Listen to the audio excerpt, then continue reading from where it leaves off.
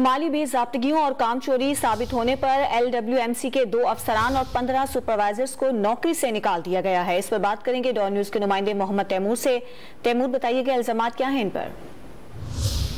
बिल्कुल, कंपनी को नुकसान पहुंचाना, कंपनी के साथों को नुकसान पहुंचाना, स्पेयर पार्ट फरोख्त करना और फ्यूल जो है जो उसको वो चोरी करने के मामलात इनका जो है इस पे इंक्वायरी की जा रही थी। और इस हवाले से जब ये इल्जामात साबित हुए हैं तो उसमें 15 सुपरवाइजर को और 2 जोनल ऑफिसर्स हैं वो और 4 मोटरसाइकिल इंस्पेक्टर और 3 ड्राइवर जो है उनको ओहदे से फारिग कर दिया गया है, नौकरी से बर्खास्त कर दिया गया है। इस हवाले से जो नए LWMC आए हैं अली नान कमर की जानिब से इंक्वायरी होल्ड की गई थी। इंक्वायरी के बाद ये जब इल्जामात इन पे साबित हुए कि कंपनी को खासा इन्होंने नुकसान पहुंचाया और काफी अच्छे से नुकसान पहुंचाते जा रहे थे और अब इनके लिए जब इंक्वायरी के बाद इल्जामात साबित हुए हैं तो इनको से जो है वो फारिग कर दिया गया है। इस हवाले से